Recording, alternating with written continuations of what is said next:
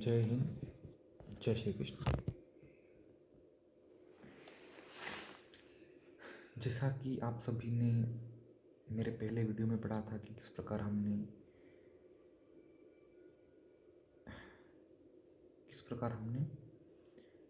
Rutherford के atom की संरचना के बारे में बताया। रदरफोर्ड ने क्या बताया, हम पिछले वीडियो को रिवाइज करते हैं। रदरफोर्ड ने बताया कि परमाणु जो होता है वह पूर्ण रूप से एक खोखली संरचना है, जिसके चारों तरफ, न्यूक्लियस के चारों तरफ इलेक्ट्रॉन घूमते हैं और सेल्फ, उसका जो सेंटर होता है, वहाँ पर आपको सबसे अधिक मास होता है और इलेक्ट्रॉन का मास न के बराबर होता है। अगर कहा जाए, अगर संख्या की बात करें तो इलेक्ट्रॉन का मास 1/1840 के बराबर होता है। किसके? प्रोटॉन के बराबर।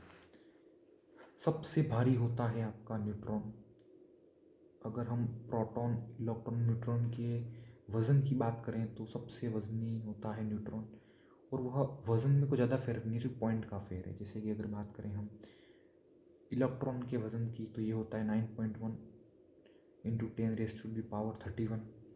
प्रोटॉन का होता है 6.72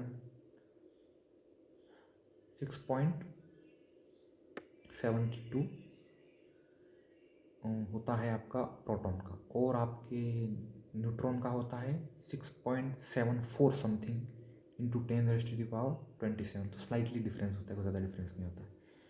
तो हमने संरचना पढ़ ली किसकी? Proton, electron, neutron. इसके बाद में जब पूछा गया रदरफोर्ड से कि कौन भारी है और कौन हल्का है, तो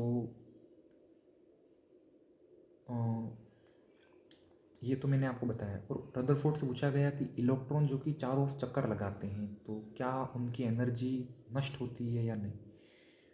तो पता चला कि जिस प्रकार पृथ्वी सूर्य के चक्कर लगाती है तो पृथ्वी की एनर्जी लॉस नहीं होती।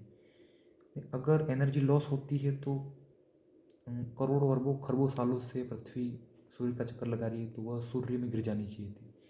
चंद्रमा पृथ्वी का चक्कर लगाता है तो चंद्रमा पृथ्वी से टकरा जाना चाहिए था, या फिर चंद्रमा घूम घूम के उसकी एनर्जी नष्ट हो जानी चाहिए थी। आपको रियल लाइफ एग्जांपल दे तो अपने सैटेलाइट छोड़े जाते हैं, तो कोई सैटेलाइट क्या ज़मीन पे गिरा आज तक? आपका जवाब होगा नहीं।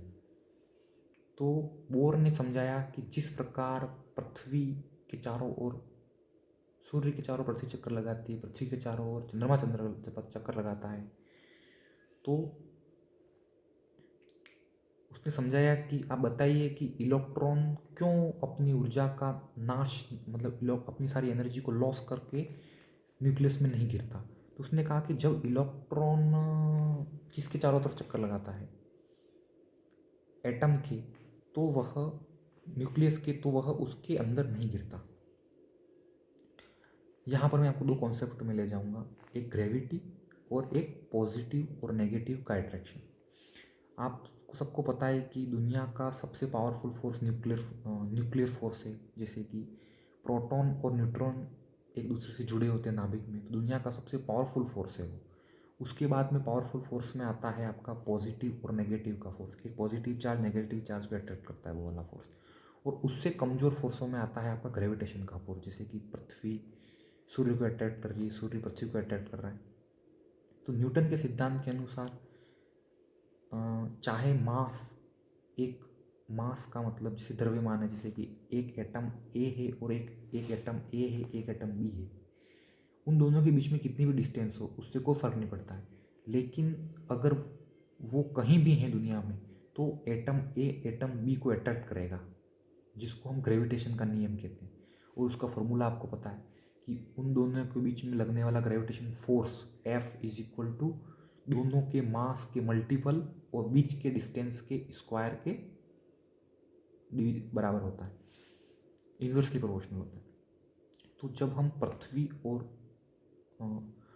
पृथ्वी और सूर्य का कंपेयर करते हैं, जैसे कि पृथ्वी सूर्य को अट्रैक्ट कर रही है, सूर्य पृथ्वी को अट्रैक्ट कर रहा है, पर जब सूर्य पृथ्वी को अट्रैक्ट कर रहा है तो सूर्य उस दायरे में नहीं है कि पृथ्वी सूर्य की तरफ खींची चली जाए, और पृथ्वी एक फिक्स डिस्टेंस पर दूरी पर है।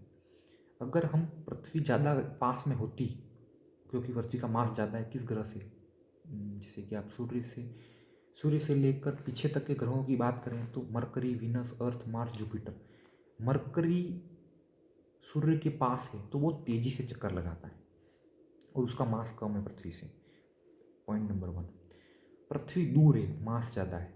बृहस्पति ज़्यादा दूर है, मास ज़्यादा है। तो जब पृथ्वी सूर्य के चारों चक्कर लगाती है तो एक होता है सेंट्रीपिटल फोर्स, एक होता है सेंट्रीफ्यूगल फोर्स। मतलब पृथ्वी सूर्य को खींचती है, सूर्य पृथ्वी को खींचता है। तो जब किसी मैं आपको चित्र के फॉर्म में समझाता हूँ। कोई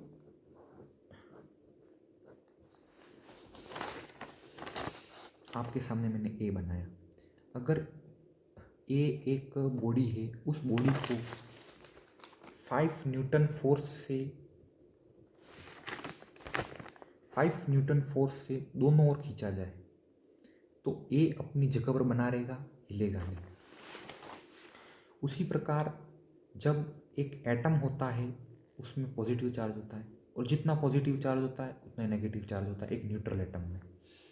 तो जब इलेक्ट्रॉन उसके चारों तरफ चक्कर लगाते हैं तो इलेक्ट्रॉन एटम को न्यूट्रॉन को अट्रैक्ट करते हैं और न्यूट्रॉन एटम को अट्रैक्ट करते हैं, और दोनों के बीच में सेंट्रीपिटल और सेंट्रीफ्यूगल फोर्स समान लगता है। तो इसकी वजह से आपका इलेक्ट्रॉन है वो किसके चक्कर लगाने लग जाता है, न्यूक्लियस के। कब तक, जब तक उस इलेक्ट्रॉन के ऊपर चार्ज है। उसी प्रकार पृथ्वी, तो जैसे कि पृथ्वी सूर्य के चारों चक्कर लगाती है तो पृथ्वी को कोई एनर्जी लॉस नहीं होता, एनर्जी चाहिए ही नहीं। मतलब जिस प्रकार पृथ्वी के चारों सैटेलाइट चक्कर लगाते हैं, चक्कर लगाने के लिए कोई एनर्जी नहीं चाहिए।